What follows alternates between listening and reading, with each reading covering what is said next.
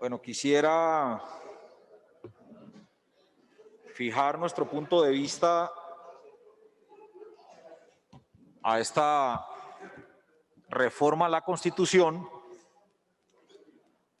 que tiene que ver básicamente con una reforma a nuestro sistema electoral, o lo que le han denominado a esta reforma una reforma política, para cambiar las costumbres políticas en buena medida que hoy operan en el país, antidemocráticas, corruptas e infiltradas por distintos actores. Gran parte de los problemas del país y de la falta de democracia tienen que ver justamente con que Colombia hoy desarrolla el proceso electoral a partir de una infiltración lícita, permitida por la Constitución y permitida por las leyes electorales. Una infiltración que destruye el Estado y que naturalmente no permite que el Estado social de derecho fluya. Y para que ese Estado social de derecho le permita a los ciudadanos, que finalmente son la esencia de la democracia, no solamente expresarse, participar, sino también tener el derecho a ser elegido.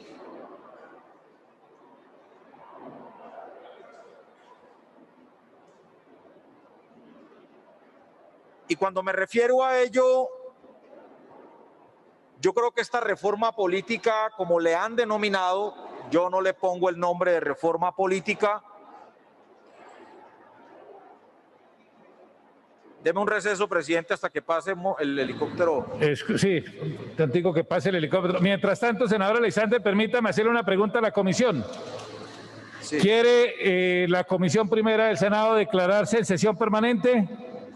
Si algún senador está en contra de la sesión permanente, le ruego el favor pronunciarse. De resto, se entenderá que están totalmente de acuerdo. Señor presidente, presentándose quórum decisorio, ha sido aprobado por unanimidad la sesión permanente. Muy bien, señor secretario. Continúe con el uso de la palabra, senador Alexander López. Muchas gracias, presidente. Continúo entonces con mi intervención. Decía entonces que se acumulan 3 o 4 proyectos de reforma constitucional, pero en la presentación de la ponencia, como lo explicaré más adelante, no se garantiza que efectivamente esta reforma política o esta reforma electoral vaya a permitir consolidar la democracia en nuestro país. Hay unos temas y unos artículos que son meros enunciados, pero de fondo no cambian ni reforman nada. Pero sí hay otros artículos que sí son de fondo y se toman decisiones, y podríamos decirlo casi que decisiones personalizadas con nombre propio, que en lugar de fortalecer la crisis institucional del país, a lo que puede conllevar es a un mayor deterioro de las instituciones en Colombia. Voy a referirme a algunos de ellos. No limitar los derechos políticos vía administrativa, que es uno de los puntos que trae la agenda. Ya de hecho la sentencia de la Comisión Interamericana de Derechos Humanos, el fallo Petro, como le denominamos, ya no genera un mandato, y pienso pues que ahí no hay nada nuevo. O sea, se acogió a los principios de la Carta Interamericana, y fue justamente esa Carta Interamericana la que garantizó los derechos de quienes somos elegidos mediante voto popular. Utilizar medios digitales es otro punto importante de la ponencia. De hecho, el voto electrónico en el país y la obligatoriedad, creo que está hace, no sé, senador Eduardo Enríquez Maya, hace más de 8, tal vez 7 años, que vía reforma constitucional se orientó el voto electrónico en el país y no se ha hecho por física negligencia de los gobiernos. Me refiero al gobierno Santos, gobierno Iván Duque. Plantear la limitación de la elección de los periodos, dicen a 2 periodos, una discusión puede ser muy profunda en la medida de qué intereses se planteen, pero muy estrecha en la medida de las necesidades reales del país. Nosotros, por ejemplo, estaríamos de acuerdo a limitar los periodos a 3 años. Allí creo que no tendríamos la mayor discusión. Pero un tema de fondo que es la financiación de las campañas en el país, vuelven y le ponen el apellido financiación preponderantemente estatal, que creemos, ciudadanos y ciudadanas, que es donde está gran parte del problema de la desviación de la democracia en nuestro país. Y ahora voy a presentar unos ejemplos de cómo de manera lícita la democracia colombiana ilícitamente está cooptada por los grandes poderes económicos legales e ilegales. El Tribunal Electoral no tiene discusión, creo que en eso podemos ponernos de acuerdo. Y hay un punto que lo podemos denominar excisión, transfugismo, o como le quieran denominar, que es un punto, diríamos nosotros, grueso de la reforma y que toca unos intereses de manera particular, como lo venía expresando. Congelar la asignación salarial por 4 años, nosotros inclusive vamos más allá. Nosotros creemos que no basta con congelar los salarios o la remuneración de los congresistas. Nosotros creemos que debe quedar en 25 o 20 salarios mínimos el salario de los congresistas. Eso lo hemos venido planteando desde la convocatoria que se hizo de consulta popular. Y pues obviamente los demás elementos que para mí son de muy poca trascendencia en relación al tema.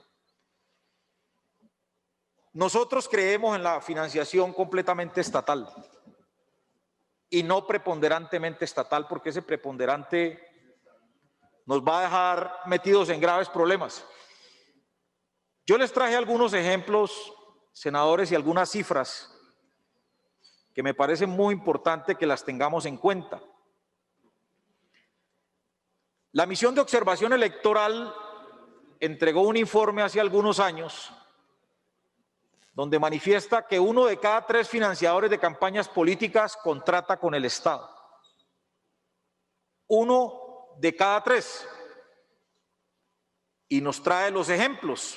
En Boyacá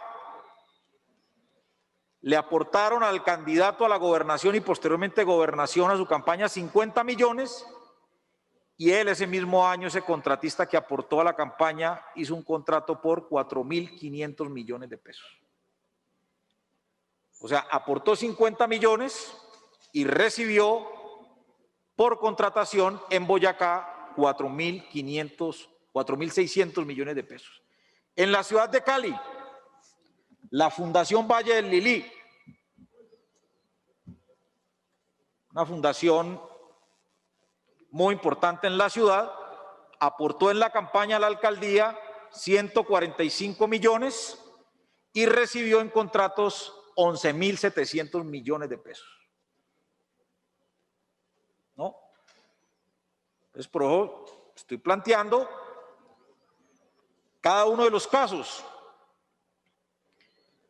En el caso de Santander,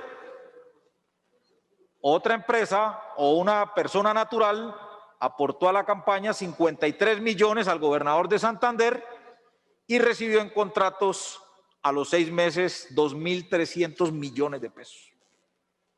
Solo dando unos datos en particular. En Riohacha aportó 55 millones un contratista y recibió en contratos 7.000 millones, y así podríamos quedarnos nosotros explicando estas cifras. Aquí tengo los cuadros. En Antioquia, por ejemplo, 103 donantes a campañas donaron 663 millones y recibieron en contratos 85.000 millones de pesos. Honorables senadores y senadoras. En Antioquia, senadora Cabal, 103 donantes, campañas alcaldía y gobernación, donaron 663 millones y recibieron en contratos esas mismas empresas o esas mismas personas naturales 85.000 millones. En Bogotá, esto es para 17 donaciones, 17 donantes, 268 millones, recibieron más de 20.000 millones de pesos en contratación. Risaralda, 7 donantes, 46 millones recibieron en contratación, 1.700 millones, y así me podría ir por toda Colombia de cómo quienes financian las campañas en el país se convierten en los dueños de la contratación pública en el país, manejando los dineros públicos. De hecho, allí hay ya una gran vía, una gran autopista, senador Enríquez Maya, para profundizar la corrupción en nuestro país. Porque si yo invierto en una campaña o hago una donación y recibo un contrato, pues el alcalde, el gobernador, el presidente, el congresista, pues ¿cómo le va a hacer control político al amigo que le donó una plata para su campaña? Pues ni de fundas. Y peor aún,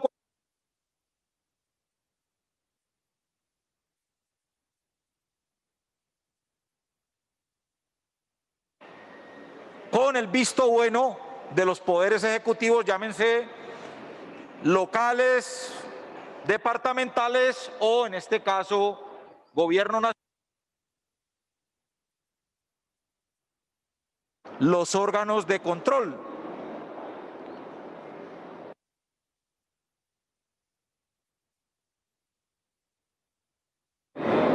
Escúcheme, no sé si es que no tiene sonido o es el helicóptero, pero... No, tengo sonido, pero está muy bajito, presidente. ¿Perdón? Tengo sonido, pero está muy bajito. El bombillito rojo está prendido, pero está muy... Bueno, continúe, senador Alexander López, para que vayamos concluyendo.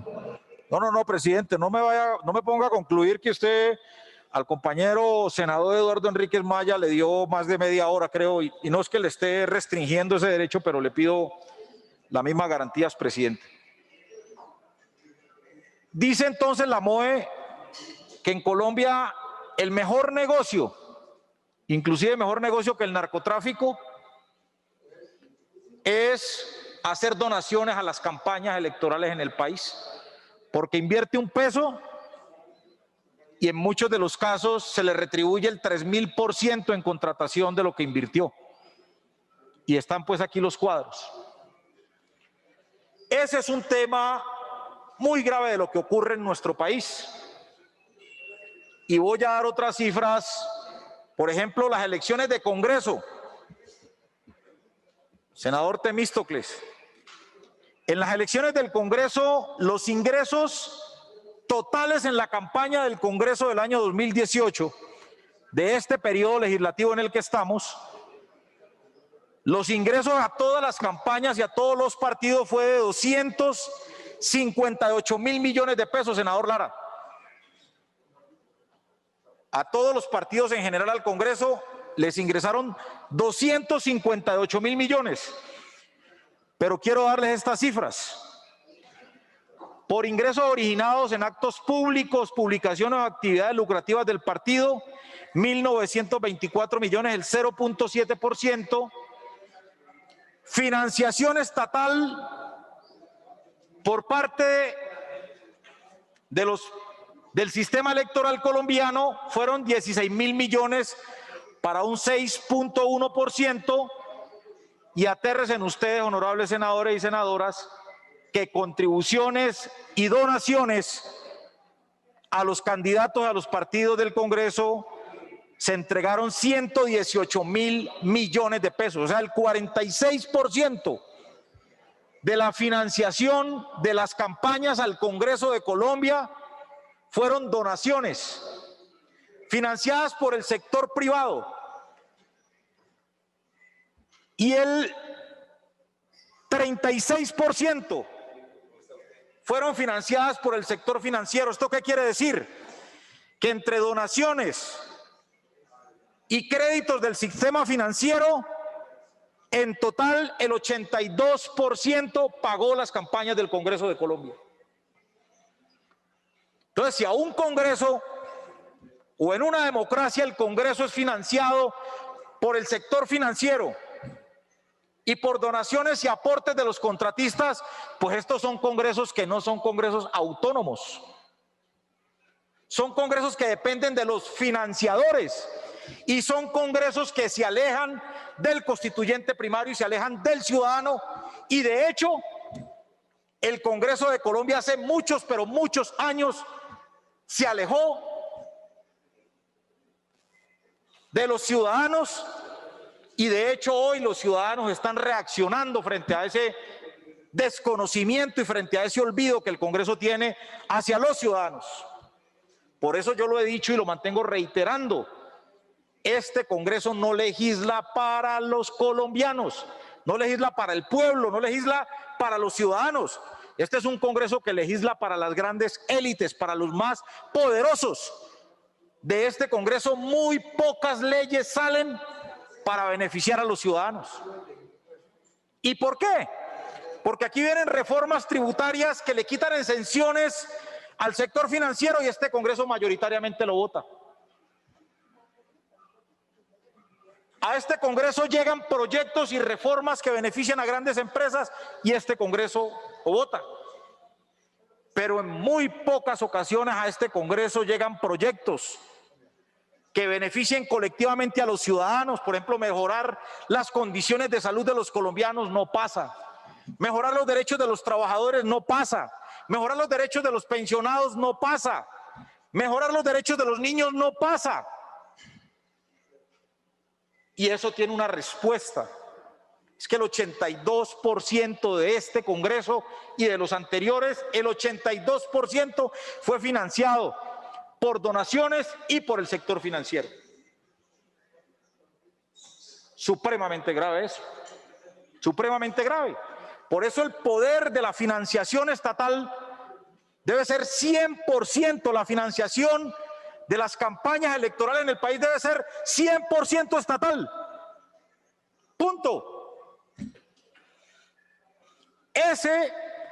Solo ese movimiento, solo esa decisión de este Congreso, senador Temístocles, de que el Congreso, de que los alcaldes, las campañas a las alcaldías, a las gobernaciones, a los consejos, asambleas, al Congreso y a la presidencia, financiación 100% estatal.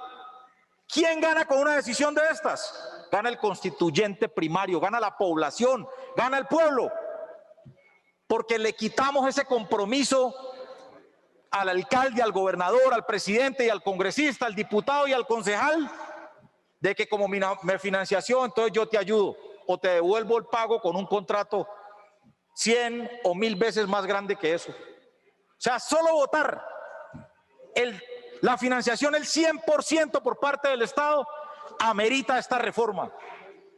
Y el Polo Democrático hoy lo plantea. Si ese artículo no queda incluido y votado en este Congreso, financiación 100% estatal, nosotros no votaríamos este proyecto de ninguna manera. Voy a traerles otro dato, honorables senadores, sobre la campaña presidencial en Colombia. En la primera vuelta, año 2018, los ingresos totales en la campaña presidencial fueron 200, a ver, tengo el dato acá. Fueron 73.000 millones. Costó la campaña presidencial en primera vuelta. Y miren las cifras, honorables senadores y senadoras y pueblo colombiano que hoy nos acompaña. Recursos propios de los candidatos. Recursos propios de los candidatos.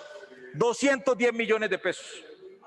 O sea, el 0.2% lo pusieron los candidatos y familiares. Contribuciones y donaciones particulares, senador Name, que lo escuché muy atento ayer y yo sé que usted está muy atento a mi intervención. Contribuciones y donaciones de particulares, 5.500 millones a la campaña presidencial electoral, el 7.5%. Créditos en dinero de particulares, 464 millones. Ayudas en especie, 538 millones, 0.7%. Recursos de los partidos, 3.200 millones para un 4.4%. Pero preocúpense por esto, compañeros senadores y senadoras y pueblo colombiano. Créditos del sector financiero, el 65%. Senador Eduardo Enrique Maya. El 65% de los dineros de la campaña presidencial en primera vuelta fueron créditos del sector financiero. Pues el que quede presidente queda amarrado al banco o al sector financiero o a los dueños de ese banco que le dieron los créditos para financiar su campaña.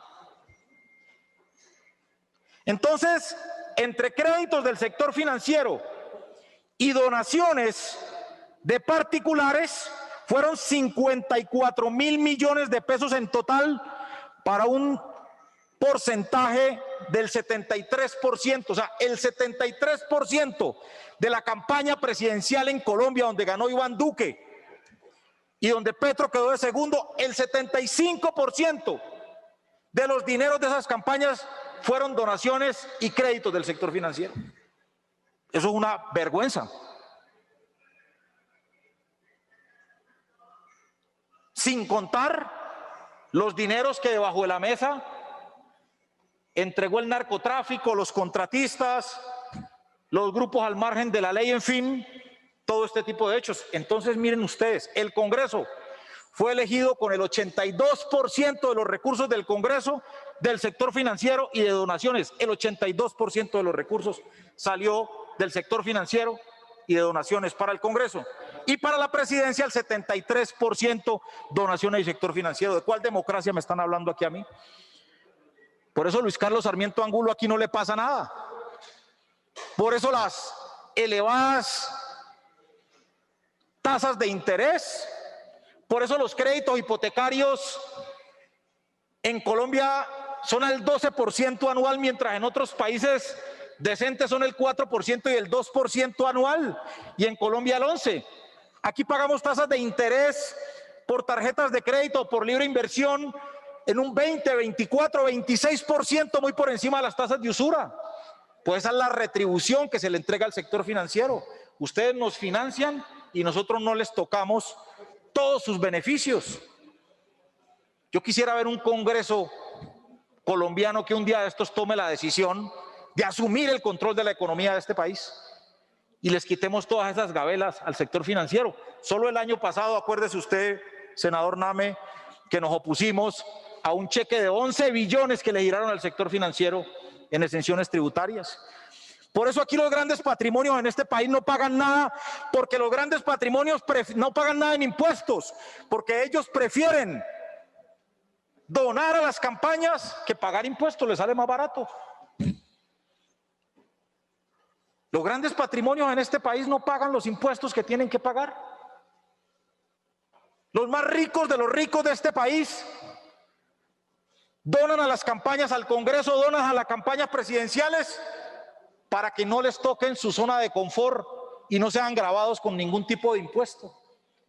Pero este Congreso no lo hace porque como fue financiado el 82% con donaciones y con créditos del sector financiero, pero este presidente no lo hace porque fue financiado también en un 73% con donaciones y con créditos del sector financiero, pues hay ya un compromiso, un amarre. La carga debería ser al revés en una democracia, que el compromiso no debería ser con quienes donen en sus campañas ni con quien les preste plata, sino que el compromiso debería ser con los ciudadanos. El compromiso debería ser con los niños. Por eso los jóvenes en Colombia no tienen universidad. Por eso los niños se mueren de hambre en este país, porque los niños no pueden llegarle al candidato a decirle, mire, no tengo cómo almorzar ni comer mañana. Por eso 2 millones de niños en Colombia no tienen escuela ni colegio.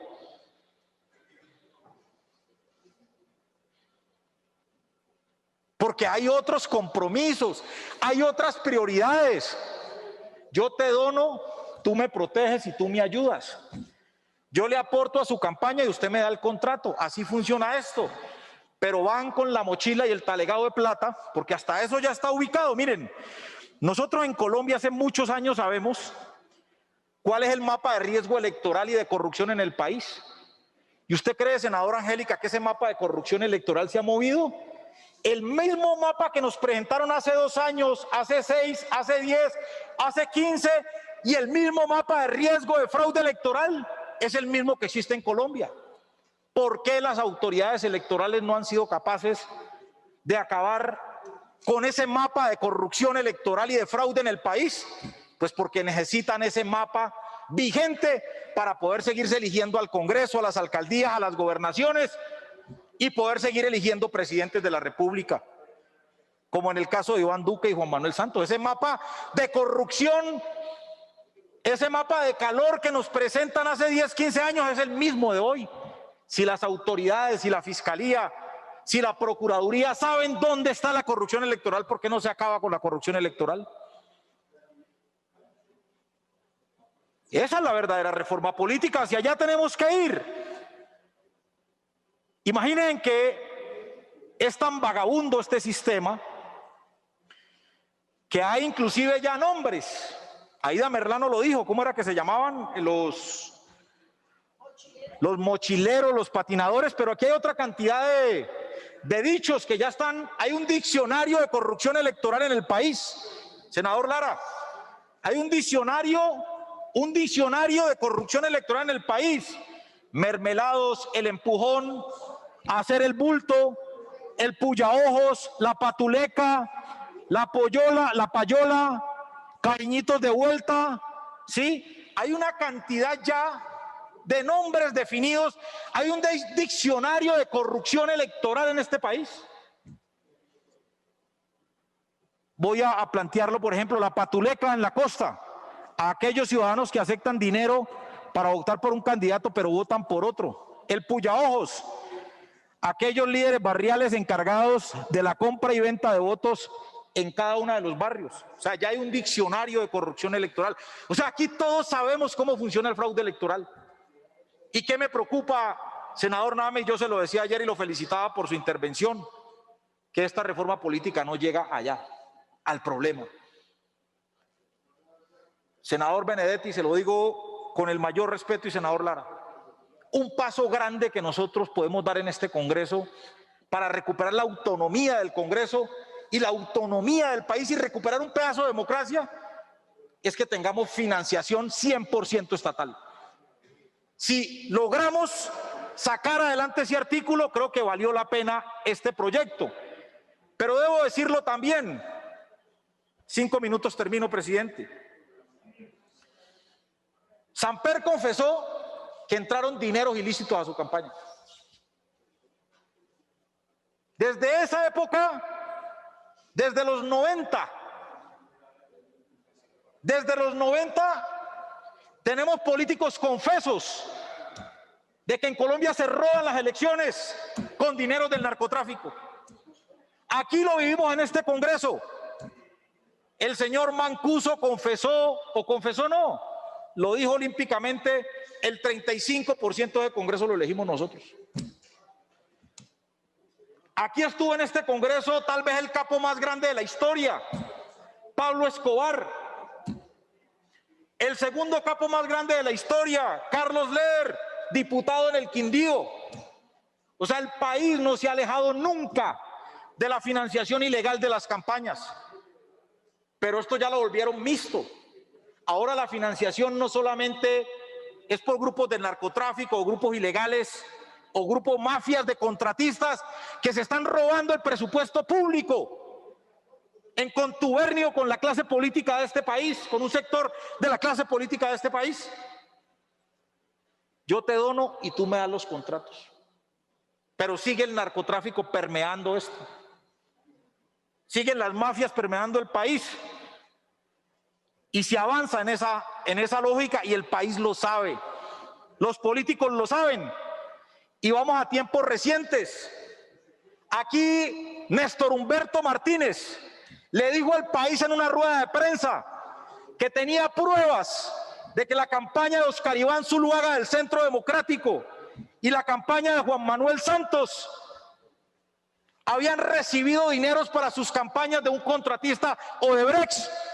Y ahí siguen campantes Juan Manuel Santos y siguen campantes Oscar Iván Zuluaga como si nada hubiera pasado. Entonces yo se lo decía ahora, senador Name, aquí además de una reforma política necesitamos una justicia seria. Necesitamos una justicia no politizada. Por eso no nos gusta a nosotros que el presidente escoja al fiscal. Y aquí lo hemos intentado, Angélica, varias veces, de quitarle esa facultad electoral al presidente de la República. Y esa facultad que también se tiene en este Congreso de que el procurador se elige en el Congreso, también algún día tenemos que desmontarla. Porque necesitamos que nuestros órganos de control sean órganos libres, independientes, sin color político, sin que el fiscal, el procurador y el control le deban un favor a ningún político y podamos entonces recuperar la democracia. Muchos me regañan o se molestan cuando yo digo que en Colombia no hay democracia. Pues que va a haber democracia si el procurador lo elige el Congreso, si el fiscal lo elige el presidente, si el defensor del pueblo lo elige la Cámara. Y pare de contar hasta las altas cortes si queremos nosotros profundizar. Y el último tema, aquí los audios de Oñeña Hernández, que fueron entregados inclusive por la Fiscalía General de la Nación, en donde el Ñeñe se jacta de que es amigo del presidente Iván Duque, que compró votos para la campaña del presidente Iván Duque, y hoy en la justicia colombiana no hay un solo capturado por la ñeñe política que financió al actual presidente Iván Duque. Ni hay una sola investigación contra el presidente. ¿Cómo le pueden pedir al pueblo colombiano que no salga a marchar, que no salga a movilizarse, si aquí pasan cosas desastrosas? ¿Cómo le decimos a la minga indígena que está reclamando un diálogo con el presidente que no salga a marchar a Bogotá si el presidente se reúne con el Ñeñe Hernández sin problema? Anda en aviones con pilotos del narcotráfico.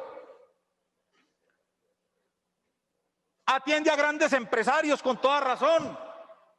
Atiende a Maluma, atiende a una cantidad de personalidades muy importantes para el presidente. Pero para el presidente no es importante atender la minga indígena. Para el presidente no es importante atender a los trabajadores, a los pensionados, a los estudiantes. Entonces, compañeros senadores y senadoras, colombianos y colombianas, Colombia hace mucho rato se fue la... Senador, un minuto más, lleva 30 minutos, ya lleva 32 minutos. 3 minutos y termino. Bueno, el hecho de que nosotros estemos 3 minutos, en este senador Congreso, Alexander, no significa que en Colombia haya democracia. Yo siempre digo de dónde vengo, y vengo de un sector popular de la ciudad de Cali, obrero, hijo de campesinos. No fue fácil llegar a este Congreso. Pero de 40 millones, 3 o 4. Gracias al trabajo y al esfuerzo y gracias a Dios primero. Pero en estas condiciones en que se financia la política en el país, en estas condiciones en que se eligen Congreso, presidente, alcaldías, gobernaciones, es absolutamente imposible que Colombia puedan acceder ciudadanos de manera limpia y transparente. Entonces insistimos en si esta reforma, una reforma política a fondo, con que solo se apruebe el artículo financiación 100% estatal, hemos logrado algo importante. La discusión de listas cerradas abiertas, démosla, no hay problema. El transfugismo, no hay problema. Lo votaríamos, pero si no contiene financiación 100% estatal, el Polo Democrático no vota esta reforma. Muchas gracias, señor presidente.